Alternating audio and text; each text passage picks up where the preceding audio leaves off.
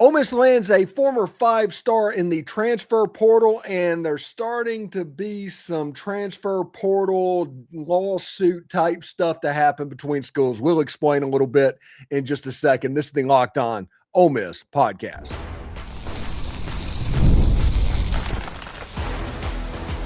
You are Locked On Ole Miss, your daily podcast on the Ole Miss Rebels. Part of the Locked On Podcast Network, your team every day. Welcome to the Locked On Ole Miss podcast, the most watched Ole Miss podcast out there. I'm your host, Stephen Willis, a 10-year veteran member of the national media with Yahoo Sports and a former Ole Miss staff member as well. We're part of the Locked On Podcast Network, now the #1 sports podcast network in the world, really, and that's all because of fans like you taking in content just like this. Thank you very much for that. On today's show, we're going to be talking about all of the tampering noise that comes out in the transfer portal. You have Clemson yelling about Luke Farrelly. You have Ole Miss with Princewill Umanmielen. And you have Darian Mensah in a fight developing between Miami and Duke. We will explain that and what this tug-of-war means and what each of the cases mean and what does it really have to do going forward for anybody to necessarily worry about it. You're going to hear noise. What does it mean? Next, Ole Miss just finished its greatest season ever, according to the AP poll. And I'm sure that every man, woman, and child enjoyed this special football season with Ole Miss. But we'll start with Ole Miss trending toward improving on that with them currently having the #2 transfer portal class. And, they landed another former five-star just yesterday. We'll talk about that as well. All of this and more on today's Locked On Ole Miss podcast. Remember, we're free and available on all the podcast apps and on YouTube, and a special hello to the insiders and everydayers who make this show what it is, your team every day. Today's episode is brought to you by FanDuel. FanDuel is officially in playoff mode. Every game during the NFL playoffs, FanDuel is giving customers even more ways to get in on the action. Visit FanDuel.com to get started. So Ole Miss got another commitment. They currently have the #2 transfer portal class in the entire country from 247 Sports.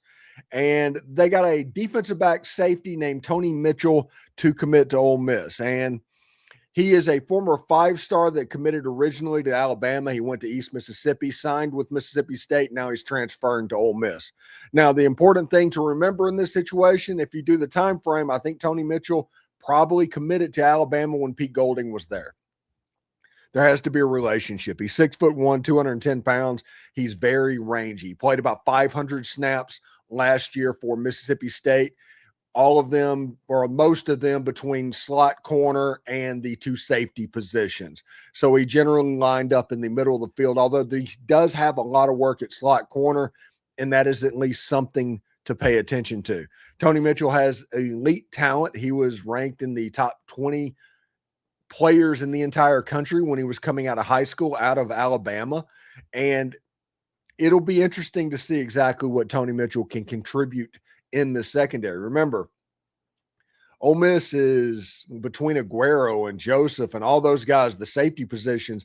There's a lot of names coming into that room, but there's 3 spots for Ole Miss. And don't forget the freshmen that Ole Miss have in Cortez Thomas and Keon Young and LaDarian Clardy, who actually played in the bowl game against Georgia and Miami, contributed quite a bit. So this safety position is going to improve. We talked all the time.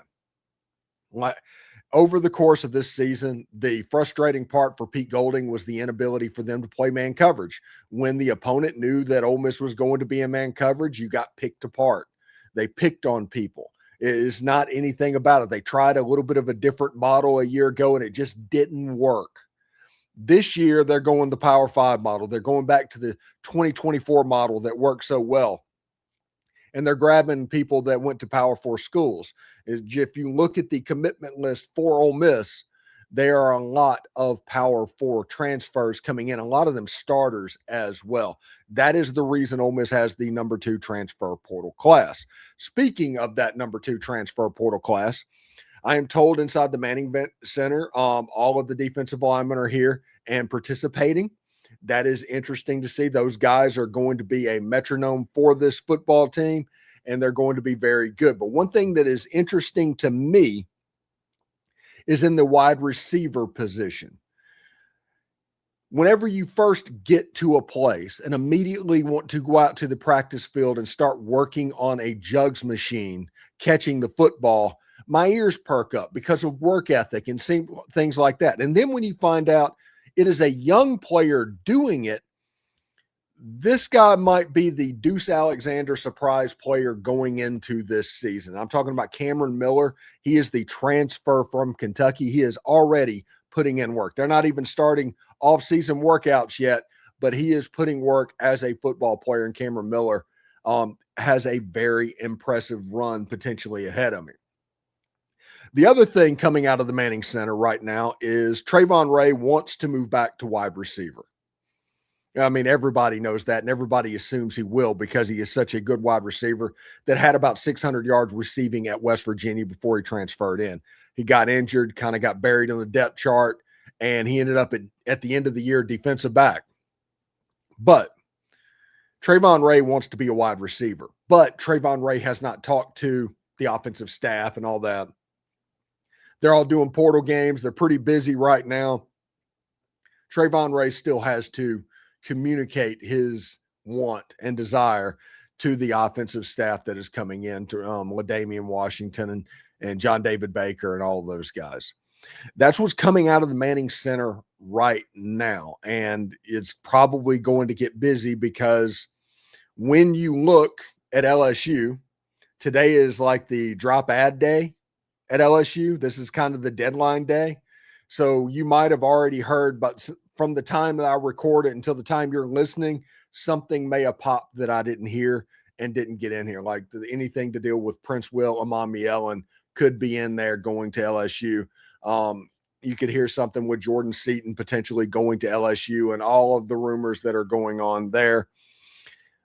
So keep in mind that what's going on. Ole Miss's day is February 2nd.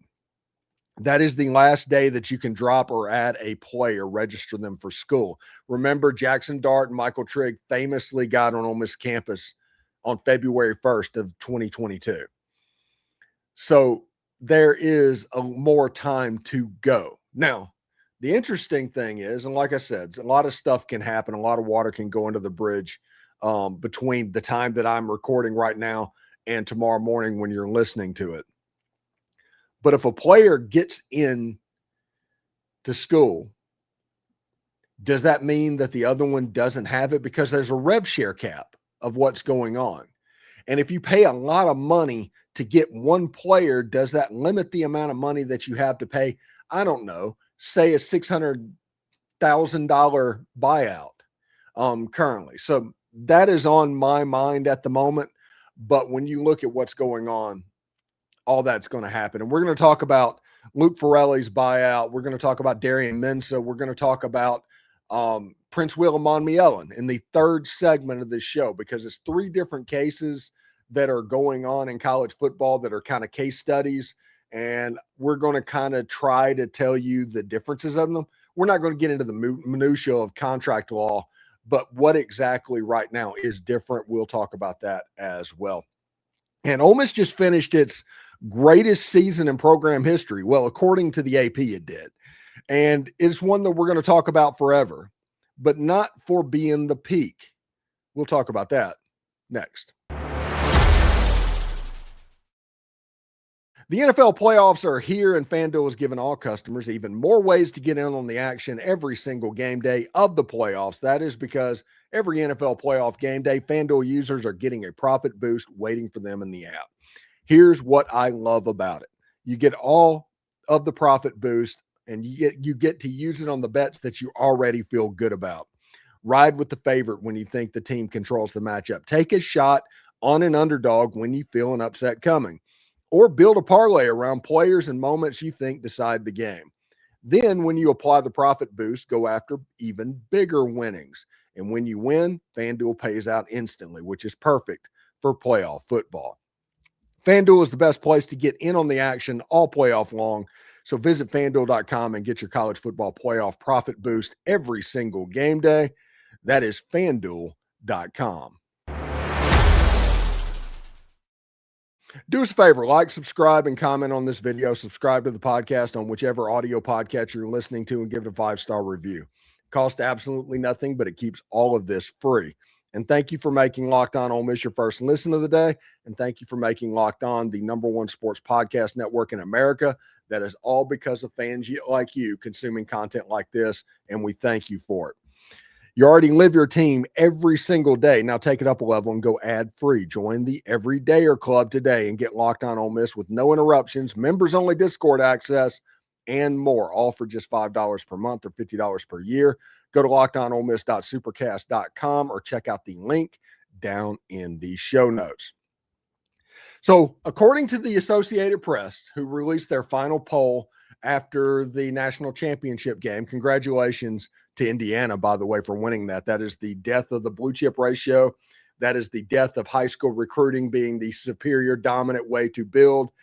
That is death to patience for coaches, with Kurt Cignetti taking the historically worst team in Power 4 history and winning a national title. Nobody's going to have any patience, no matter where you are at this point.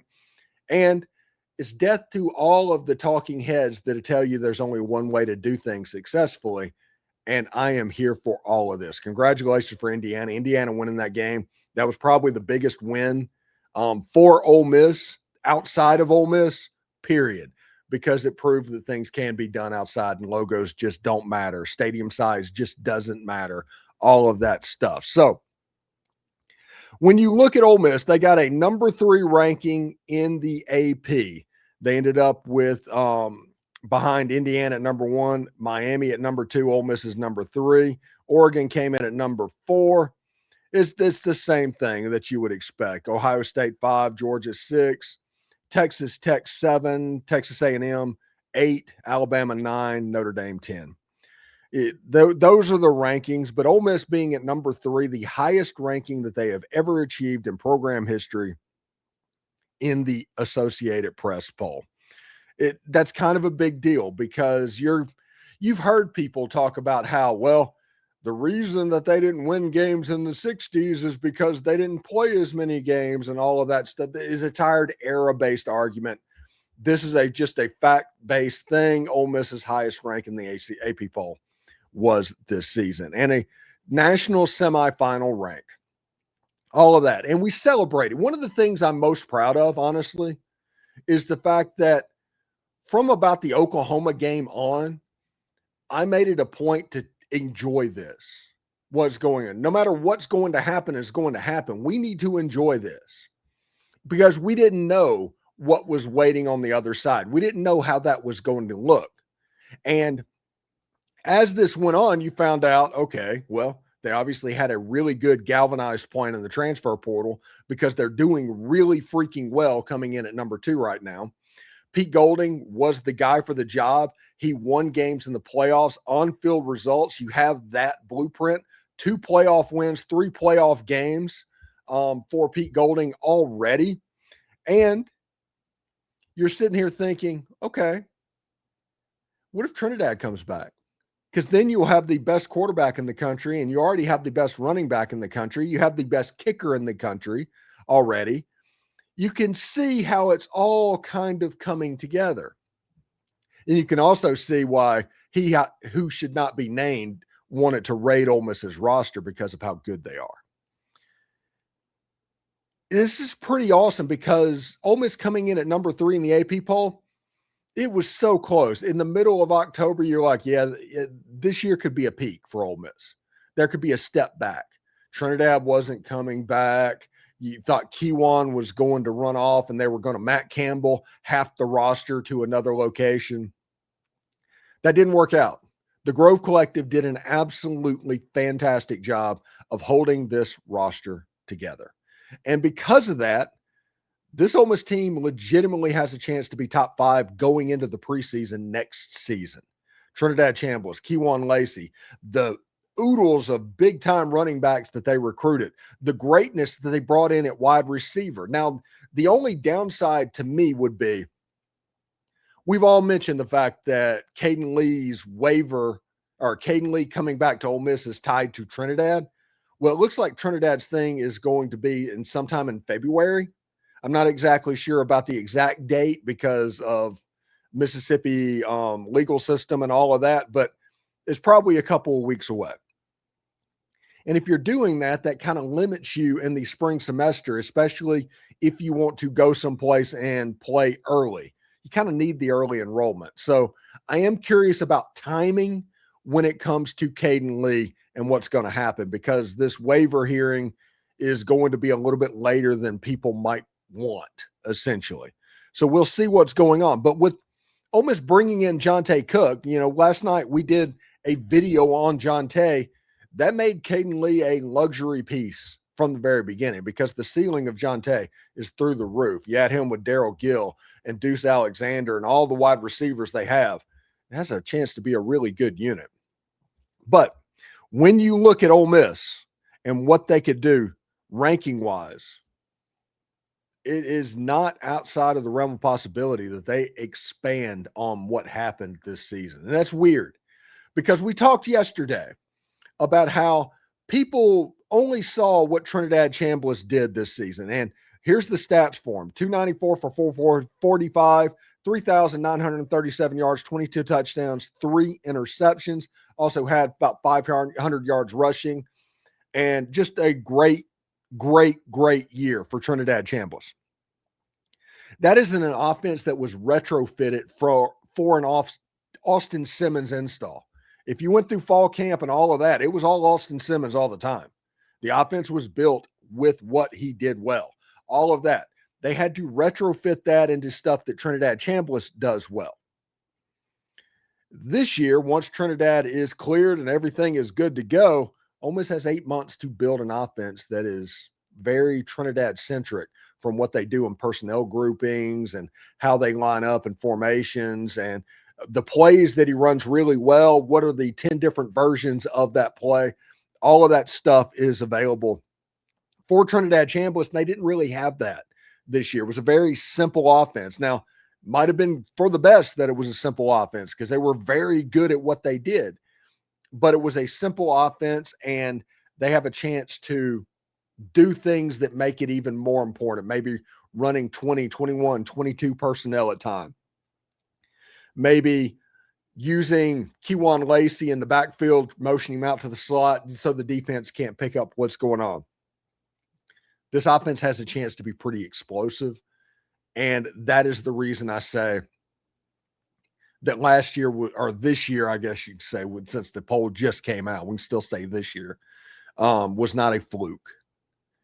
This team has a chance to be really good. Now, the schedule is going to be much more difficult in 2026. Road game at Texas, Georgia, LSU, at Vanderbilt, at the Swamp. It's not going to be an easy road for Ole Miss, but it's the SEC. It will not ever be. There's a road game at Oklahoma as well, the new lifelong rivals, Oklahoma Sooners. And this Ole Miss team would have went in through that schedule last year and just won all those games anyway. This season, they're going to have a really good team, and especially a better defense. They should be better tackling on the back end. They should be able to play man coverage from time to time. They brought some guys in that are really good athletes and have a chance to help them, and that is really interesting. All right, in our final segment, we're talking about Princewill Umanmielen, Luke Farrelly, and Darian Mensah, and what their situations show about the difference in today's transfer portal world. All of that is coming up next.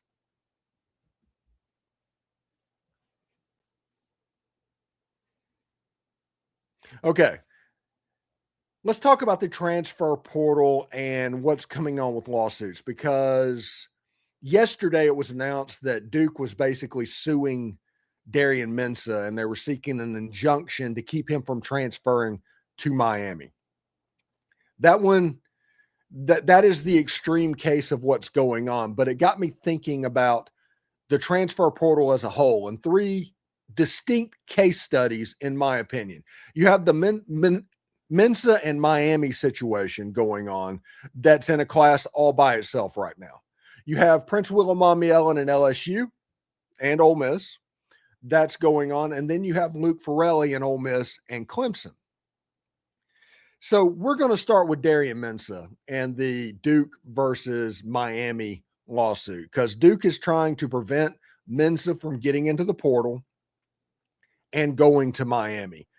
The crux of the argument seems to be that Duke has a signed NIL contract that gives Duke the exclusive rights to his NIL, essentially, for a couple of years. Remember, Mensah famously signed that $4 million contract a year ago. It's kind of crazy to think about that little money being that extravagant, but that happened a year ago.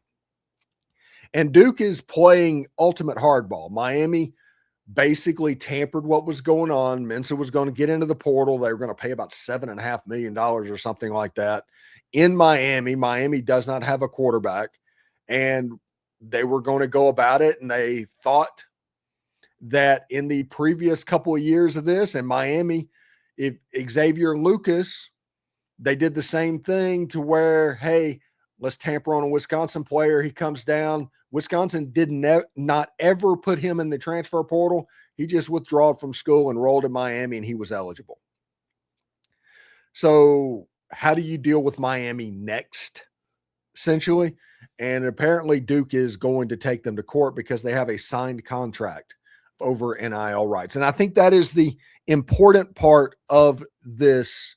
These stories are signed NIL or rev-share contracts, not just enrolled in class, not the old school transfer stuff or anything like that. That's not going to hold up in court at all. But when you have a signed contract like Duke has with Darian Mensah, that could be problematic. I think that case, actually, Duke has a real chance to win that case because they have a signed document that says that. Now, the other side of it is there was no buyout language in this Darian Mensah and Miami situation. So there's no really way for Miami to just buy him out, in my opinion, or what's going on. I haven't heard that to where you can just buy it out and the case is over and it's all done. The Princewill Umanmielen and LSU situation, there is a buyout. It's about $600,000, give or take. And if LSU chooses to pay that, they would pay the buyout plus whatever they're going to pay him. That would count towards the rev share amount, and everything would be over nice and neat. It's the reason I've said over this whole process, I expect eventually Princewill to end up at LSU. But today, the deadline day at LSU. So something could have broke by the time I recorded it. Now I apologize for that. But if he ends up at LSU, there's a buyout attached. That means that LSU decided to pay that buyout. Okay. The third one is, and this is kind of the funny thing, is Luke Farrelly, the linebacker that was originally at Cal. He transferred to Clemson. Before the portal closed, he informed the coach that he wanted to go to Ole Miss. The portal was still open, and then he went to Ole Miss. He did not sign a rev share. He did not sign NIL. This is an old school transfer thing that there's really no legal basis of what's going on because steps were made ahead of time to make it happen. Their crux of their argument is going to be whether or not Ole Miss contacted him after he enrolled and all of that stuff, the old school tampering things that we cared about 5, 6, 7 years ago. That is the Clemson argument. They're mad. They're really loud about it. And the reason they're really loud about it is honestly, they have not swam in these waters over the last 3 or 4 years and in a regular basis to where there's a lot of newness in all of this. Clemson fans that are watching this show and think this is going on with Luke Farrelly, when you look at what Lane Kiffin and those guys did to Ole Miss and the Thursday night before signing day or transfer portal deadline day, you'll see that this is like 0.5% of what that was. But that doesn't excuse it because it is all tampering. Okay. But it's kind of like everybody's going 80 miles an hour. And as long as you don't go 140 miles an hour, which kind of LSU is doing right now, as long as you don't do that, you're going to be all right, just because you're staying within the flow of traffic. Because Right now, they're not playing a game with tampering at all. And I get that you yell every time you're tampered with. You need to. You need to be as loud as possible, because when you're as loud as possible, the politicians have a chance to hear things on Capitol Hill, and maybe they will do something about the tampering. They're the only ones that can, because nobody else wants to be the bad guy. And when nobody else wants to be the bad guy, there's nothing really you can do, because nobody wants to step in and make rules and put their face on something. So in the end, I think the most winnable case by a school that a player is transferring from is Duke over Darian Mensah. I think that is the best case scenario for a win. With there being a buyout in the Princewill Umanmielen situation, if LSU decides to pay the buyout, it's gone. You get a $600,000 check. He goes to LSU. Just kind of is what it is. The school that has really no basis whatsoever to complain is Clemson, unfortunately, because Luke Farrelly, the ACC Freshman of the Year linebacker, he didn't sign anything. And the portal was still open. It was still there. You were in the portal window while this was going on. The only argument would be what triggers going in and out of the transfer portal. And if that is quite a vague thing, I don't know. But there's not really any recourse that can happen with Farrelly. He's going to end up at Ole Miss likely over the next couple of days. Again, some of these signs, news could break from the time I record to the time you listen. If something happened during that time frame, I apologize. But those are the three types of tampering cases that are popping up in the transfer portal this year. Again, there is probably a 3% of winning a tampering case against that. And it would be something like that is so cut and dry, like what Duke has on Darian Mensah, that you need to worry about. Everything else, it's just not worth worrying about. And we'll see exactly how that goes.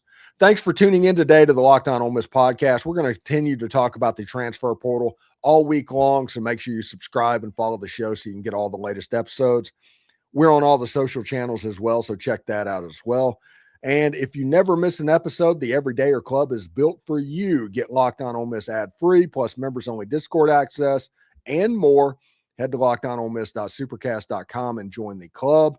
For those of you on video, we're going to send you on over to the first ever 24/7 national Locked On Podcast Network YouTube channel. On audio, make sure you check out a second listen, either Locked On College Football or Locked On SEC. Hotty toddy, everybody. The transfer portal's heating up. About 10 days left to go for Ole Miss. It's going to be a heck of a ride. Hotty toddy.